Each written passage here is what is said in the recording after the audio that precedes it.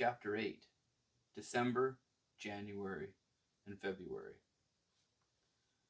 The first flurry of snow came early in December, whirling a few flakes into Rascal's hollow in the tree. I feared that a real blizzard might make that den quite uncomfortable. From a piece of sheet copper, I fashioned a hood over the entrance, and I lined the hole itself with old blankets and an outgrown sweater of mine so that my raccoon would have a snug winter nest. Rascal took an immediate fancy to the sweater, perhaps associating it with me. As cold weather set in, Rascal grew sleepy. Raccoons do not actually hibernate, but they do sleep for many days at a time, emerging only occasionally to pad around in the snow seeking a full meal. Every morning before I left for school, I would go into the cage and reach into the hole. I wanted to make sure that Rascal was safe and comfortable. It was a great satisfaction to feel his warm, furry body breathing slowly and rhythmically, and to know that he was sleeping soundly in his pleasant home. Sometimes he stirred when I petted him and murmured in his sleep. Now and then he awoke sufficiently to poke his little black masked face out of the hole to look at me. I always rewarded him with a handful of pecans.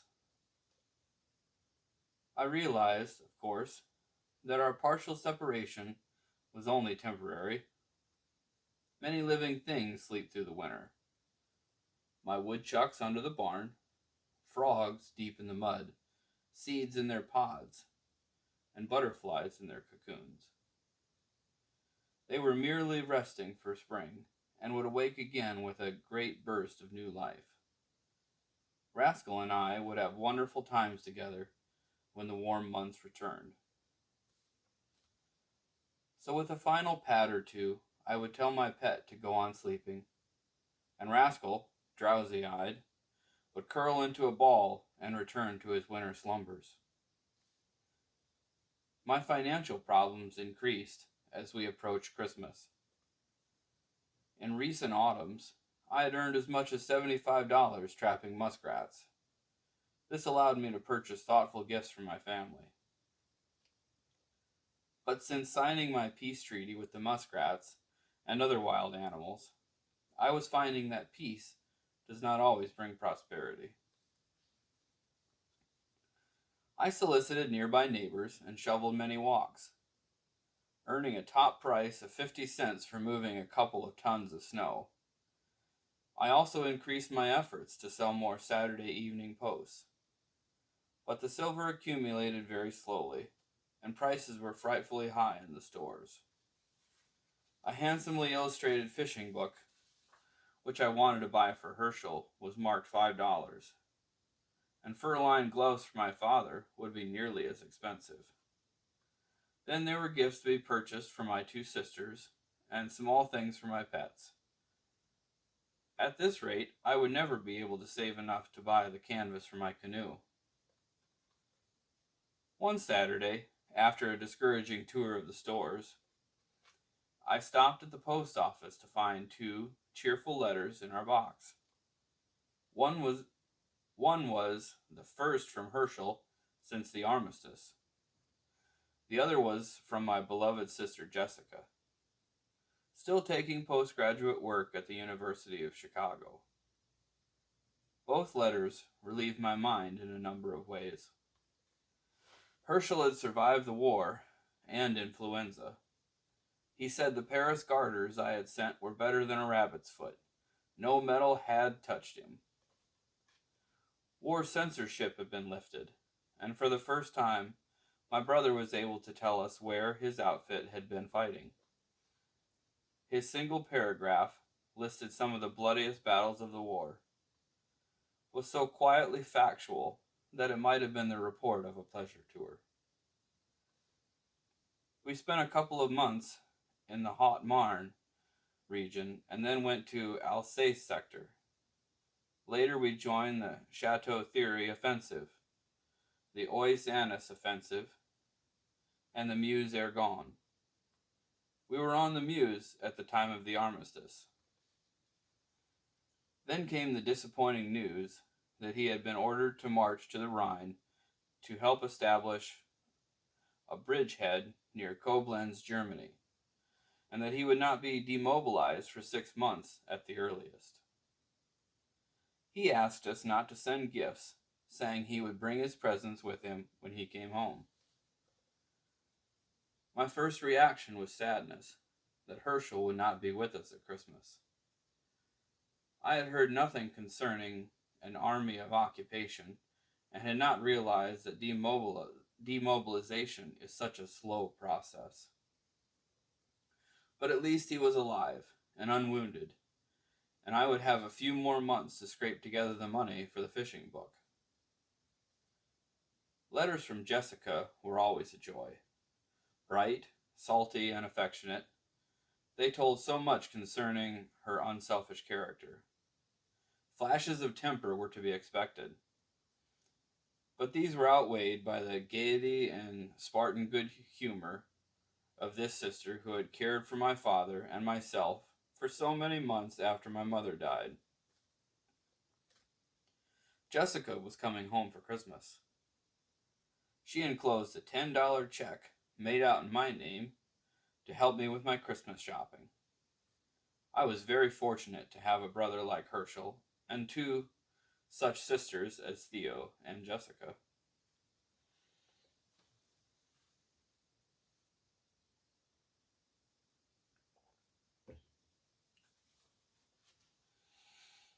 With my financial crisis eased, I turned to the pleasant task of buying a tree and sweeping and decorating the house.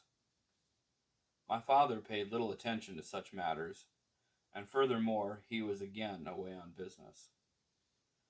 Almost immediately, I realized that Rascal presented a new and difficult problem.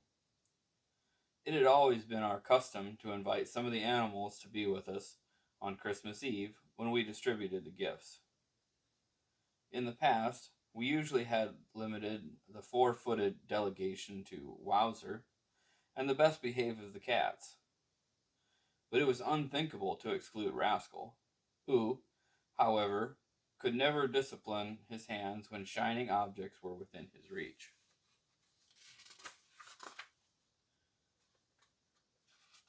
He could examine a glass paperweight, or lift the lid of the sugar bowl without breaking glass or crockery. But I could well imagine the damage he might do to the fragile glass balls and figurines on the Christmas tree.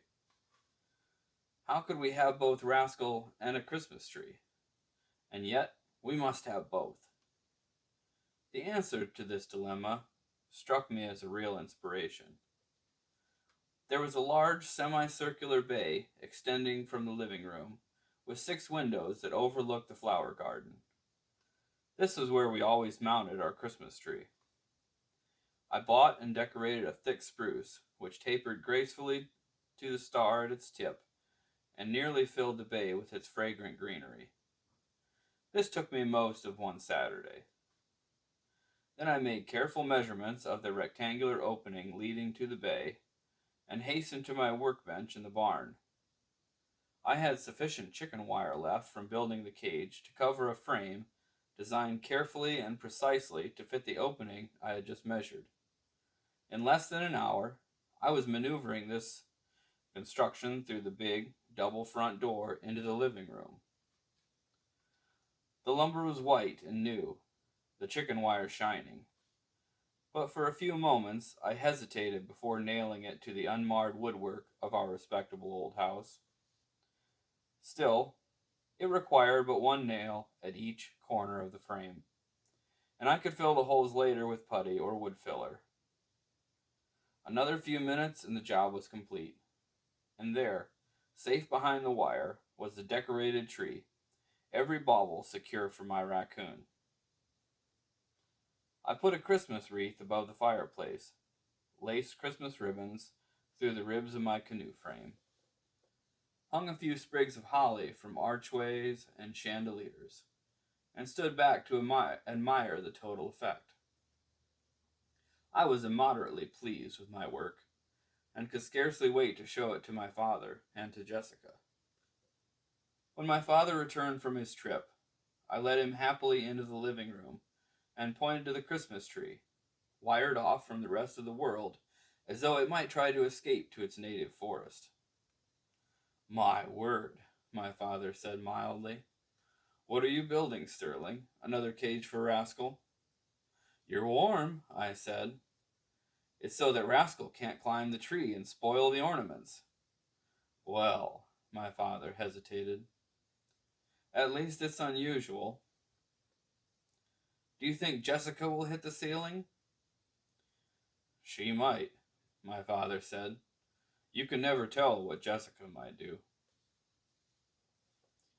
There was one train a day from Chicago, an old 10-wheeler pulling a baggage car, a passenger coach, and sometimes a freight car and a caboose. We loved that train and listened for it to rumble across the river bridge, blow 4 times for the lower crossing, and come huffing and puffing up the slight grade to the station.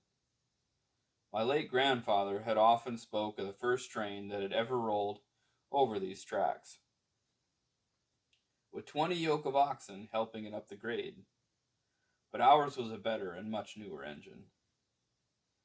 There seemed to be a special music to the bell of our 10-wheeler, and a special corona made by its exhaust steam as it pulled to a halt and hissed its hot vapor into the sunlight. Train time was exciting, even if the passenger coach did not carry someone as much loved as my sister Jessica. The conductor helped her down the steps, and my father and I took her suitcase and her many packages. She was wearing a wide-brimmed velvet hat, which looked very fashionable, a new coat with a fur collar, and high-lace shoes that came to the hem of her dress. She had recently sold several groups of poems and a short story, and she seemed quite affluent. "Merry Christmas, Jessica! Everyone, welcome home," we cried. She kissed us, and then held me off and looked at me critically. "You've outgrown your Mackinaw, Sterling, and you'll catch your death of cold not wearing a cap." "Oh, he never wears a cap," my father explained. Obviously I was clean, and had combed my stubborn curls into some semblance of order, so Jessica wasn't altogether disapproving. We went homeward through the iron-cold air and bright sunlight, up Fulton Street, past all the stores. We turned right on Albion, past the Carnegie Public Library and the Methodist Church, and then left on Roland Street. And there we were, still laughing and chattering, and asking 100 questions in the manner of most families gathering for Christmas. Perhaps we were extra gay to cover an underlying sadness. Mother would not be at the gracious double door to greet us. Herschel was still in France, but alive and unwounded, as we kept repeating. Theo and her kind husband Norman would be spending Christmas in their own home far to the north. Already, our closely knit family was dwindling and dispersing, as all families eventually must. But the three of us would do the best we could to bring cheer to the old house. As we entered the living room, I wasn't sure whether Jessica wanted to laugh or cry. I had done my best in decorating the tree and the canoe, which was supposed to hold our cargo of gifts. But suddenly, I saw it through my sister's eyes. An unfinished boat, chicken wire, and dust on the furniture. "You simply can't go on living like this," she said. "You must hire a full-time housekeeper." "But Dottie," I pleaded, using her pet name, "I worked so hard on the tree and decorations and the cage to keep Rascal out." Then Jessica was laughing and hugging me in the crazy way she often acted, much the way I acted too. She was, and is, the most spontaneously affectionate, thoughtful, brilliant, and unreasonable sister one could wish for. A very attractive combination, I've always maintained. At least we can take the canoe to the barn, Jessica said, not wishing to lose her advantage. But Dottie, I can't take it to the barn. It's cold as blazes out there. I have to put on the canvas first. Well, put on the canvas, and we'll still have time to clean this room for Christmas. That sounds sensible, my father agreed. But you don't understand, I explained. I had to spend all my money to build the cage, and then all the other money I could scrape together to buy Christmas presents, and... Sterling, get to the point, Jessica said. Well, so I haven't had any money left for canvas, and it will cost about $15, I think. Jessica looked at my father severely, and he said, Now be reasonable, Jessica. I'm a busy man. I can't know everything that's going on in Sterling's head, and I didn't know he needed money for canvas. Jessica sighed, realizing that we were both quite helpless and greatly in need of her care. Well, at least I can cook you some decent meals and clean up this house. It's perfectly clean, I protested. I swept every single room, shook out the throw rugs, and scoured the bathrooms. You don't know how hard I work getting this place beautiful for you. And besides, we like our own cooking and we don't want a housekeeper. You sound like Theo. We're happy, my father said. As happy as we can be since your mother died. Don't be sentimental, Jessica said fiercely, wiping tears from her own eyes. You just wait until I get on an apron. And another thing, you're going to have a housekeeper whether you like it or not. On the day before Christmas, we wrapped our gifts in secrecy in various rooms of the house, camouflaging some in odd-sized packages. We arranged them according to the recipient, those for my father in the prow of the canoe, those for Jessica in the stern, and those for me amidship. After an early dinner, we brought in the animals. Rascal first, to allow him to wake up for the festivities. Then Wowzer, and finally, the selected cats. Jessica immediately fell in love with my raccoon. And when she saw how he struggled to reach through the wire to touch the Christmas tree baubles, she forgave me for building the barricade. The Yule log was blazing in the fireplace, shedding light on the tree and its ornaments and making the chicken wire gleam like a dew-drenched cobweb. The argosy of bright wrapped gifts greatly intrigued my raccoon. Animals, like children, find it difficult to wait for a gift which is almost within reach. So we always gave them their presents first. Each cat received a catnip mouse, making the old Toms and Tabbies as playful as kittens, and causing a certain amount of possessive growling. For Wowzer, confined to his bath towel on the hearth, I had a new collar which Garth Shadwick had fashioned. But for my pampered pet, Rascal, I had only Christmas candies and pecans, being unable to think of a single other thing he might need. In opening the family packages, we proceeded in rotation. This gave us a chance to admire each object and to express gratitude. There were many thoughtfully chosen books, ties, socks, warm gloves, scarves, all appreciated. The best gifts came last. Theo and Norman had been quite extravagant.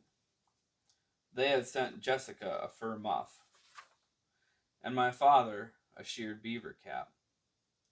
To me, they had given shoe ice skates, very rare in our region in those days. I eagerly awaited our next game of hockey. My father brought forth from his pocket a small buckskin pouch, and poured into his hand 7 beautifully cut and polished agates. They were ringed, like Rascal's tail, from golden yellow through oak leaf brown to deep maroon. With unexpected forethought, he had sent our best rough stones from Lake Superior to a gem cutting firm in Chicago, insisting that they be returned in time for Christmas. My father was pleased by our response. He chose 3 agates for Jessica and 3 for me. Then he did a most surprising thing. Calling for Rascal, he handed him the handsome little stone that the raccoon himself had found. Always fascinated by shining objects, Rascal felt it carefully, sat up, holding it between his hands to examine it and smell it, then carried it to the corner where he kept his pennies and unceremoniously dropped it among his other treasures. He came back, chirring cheerfully.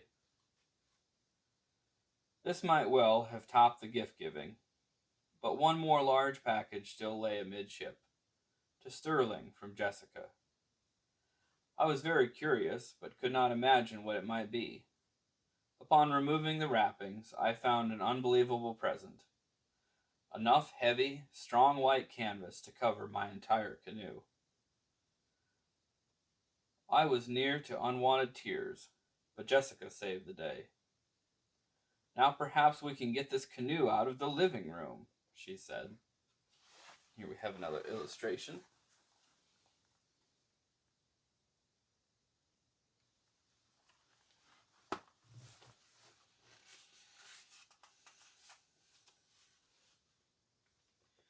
Wowzer, Rascal, and the cats were soon asleep around us. My father asked Jessica to read from the 2nd chapter of St. Luke, as Mother had done on so many Christmas Eves. And it came to pass in those days that there went out a decree from Caesar Augustus. And she brought forth her firstborn son, and wrapped him in swaddling clothes, and laid him in a manger, because there was no room for them in the inn. And there were in the same country shepherds abiding in the field, keeping watch over their flock by night. And lo, the angel of the Lord came upon them, and they were sore afraid.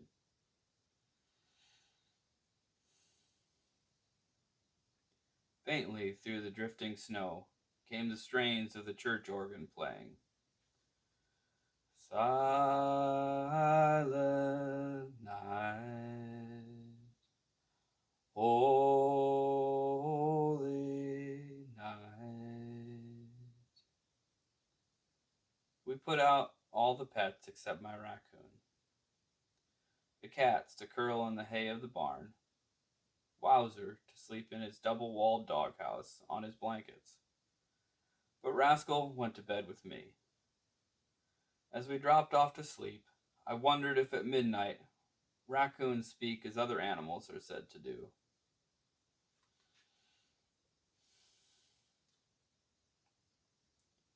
It's good to remember that I was given those swift and shining skates early enough in my life so that I could use them for 3 happy winters.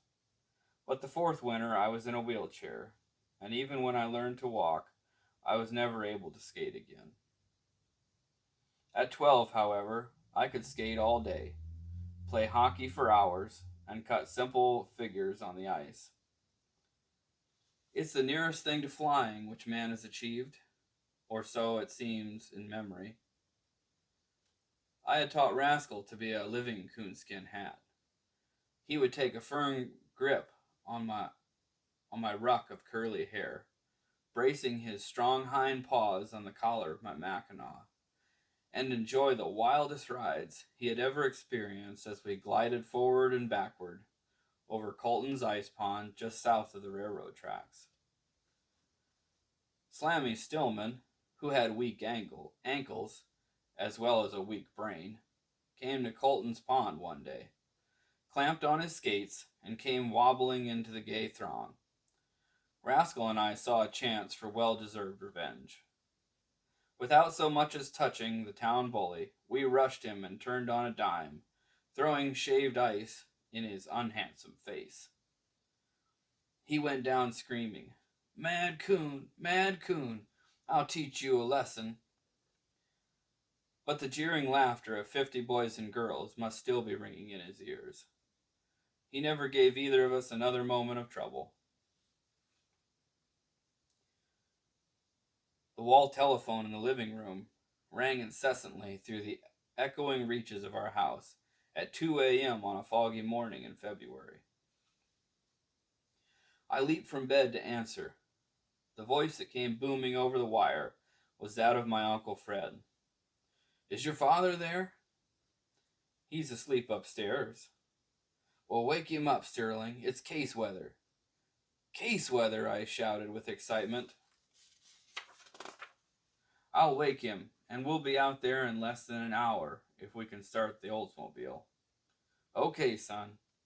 "Oh, may I bring Rascal?" There was a good-natured chuckle at the other end. "Sure, fetch him along. We need all the extra hands we can rally." "Case weather, Daddy," I shouted up the curving stairway. "Uncle Fred needs us right away." I lit a fire in the kitchen stove and prepared a pot of coffee and a skillet of eggs and hurried to wake Rascal. He came to the kitchen blinking like a sleepy owl. It certainly was case weather. Fog so thick you could cut it with a knife. By the time we had eaten, started the car, and driven beyond the street lights of the town, we wondered if we would be able to follow the icy ruts. Lamplight glimmered from the windows of almost every farmhouse. Lanterns, enhaloed by the fog, bobbed along the paths leading to the tobacco sheds. Case weather, usually a sudden February thaw, softened the tobacco leaves, making it possible to handle them without damage. The warm, moist atmosphere might blanket the region for only a few hours, or for several days. During that unpredictable interval, every lath loaded with tobacco plants must be taken from the drying sheds and piled in the stripping house, there to be covered with canvas to keep the moist leaves from freezing. It was back-breaking labor at breakneck speed, but filled with a desperate sort of excitement. A sporting event on which each tobacco farmer was betting his whole year's crop. We expected Uncle Fred to call us at any time of the day or night when case weather began, and the number of automobiles and buggies groping their way through the fog showed that many others from Brailsford Junction were on a similar mission. The chains were on the car all winter, and we were very grateful for the added traction as we slithered through the slush and mud. But we safely reached the old homestead at last. Without stopping at the lamp-lighted kitchen, where Aunt Lily was undoubtedly preparing an early feast, we hurried to the largest tobacco shed where Uncle Fred and my 3 cousins were already high among the beams, handing down the pungent, pliable tobacco. Rascal and I scrambled swiftly to the rafters to take our place in that human elevator. The raccoon was slightly bewildered by this new game, but he loved excitement and was content to perch nearby, his eyes green gold in the lantern light. He must have thought we were slightly insane, in a harmless sort of way. I worked hard and fast on those high beams for nearly an hour, but I was no match for my father, and certainly unable to compete with Uncle Fred and his 3 husky boys. True, the laths of tobacco plants were not as heavy as they had been during the harvesting, but they were heavy enough as I balanced them among the rafters. Trying to maintain my equilibrium, I let one lath of tobacco slip. It fell 30 feet to the floor, missing by inches the men below me. This was my first intimation that I was becoming tired, and my father said quietly, "Sterling, you better take your raccoon and go in and see Aunt Lily." I felt ashamed to have dropped the tobacco and to have proven again that I was not fully capable of doing a grown man's work. But to drop another lath might mean an injury to someone below. So taking Rascal and one of the lanterns, I made my way up the slope to the kitchen door. Aunt Lily hugged me, stroked the raccoon, and said, "We shouldn't have called you at 2 in the morning. Come have some coffee and hot muffins." "Well, I love case weather," I said, "and your muffins are wonderful." I gave a bite to Rascal, who immediately begged me for more. "I'm glad you came in to visit with me, Sterling. How are my menfolk doing?" "Oh, we've taken down 4 tiers at one end," I said. "Maybe a quarter of the crop." But I dropped a laugh, Aunt Lily. "Well, you're just a little boy," Aunt Lily said. "I'm not a little boy any more," I protested. "I'm 12 years old and I weigh nearly 100 pounds. With Rascal on my shoulder, I weigh 111. "Oh, you're both growing up," Aunt Lily said sadly. "I don't like to see things change. Children growing up, their parents growing old." "You're not old, Aunt Lily." I'm 47. "Oh, that was the age of my mother," I said. "Will she be 47 forever, Aunt Lily?" Aunt Lily failed to answer for a moment, and then she asked me if I would like more muffins and coffee. We sat quietly for a time, each thinking his own thoughts. "Well, Sterling," Aunt Lily said finally, "I suppose you will eventually be going to college to learn a profession and to make something of yourself. We take it for granted, going to college. Your Uncle Fred will never send our boys, or even let them earn their way through school." There was no bitterness in her voice. She stated this tragedy as a matter of fact that could not be altered. I understood the situation more completely than she realized. Uncle Fred was the only uncle on either side of my family who had left college before graduation. I had heard him say that he didn't want any of his boys to get the superior notion that they knew more than he did. Aunt Lily undoubtedly thought life on the old farm was heaven, but I was beginning to see the lines of worry on her face. "Well, now what profession have you chosen?" "I haven't thought about it very much, Aunt Lily, but perhaps I'll be a doctor." "Oh, no, Sterling. You couldn't be a doctor. You're too tender-hearted. I helped Dr. McChesney once when he—" I knew she was remembering the crushed arm of a hired man who had caught his hand in the ensilage cutter. The arm had been amputated on the kitchen table, and Aunt Lily had administered the chloroform. "No, perhaps I couldn't be a doctor." "I think I know what your mother would have wished," Aunt Lily said. And she looked so much like my mother as she said it that I wondered to whom I was talking in the lamplight of this fog-enshrouded world. I listened as though it were indeed my mother speaking. "I think she would have wanted you to be a writer." "A writer?" "And then you could put it all down," Aunt Lily said. "The way it is now. Case weather, the fog, the lantern light, and the voices of the men. Hear them, coming in for breakfast.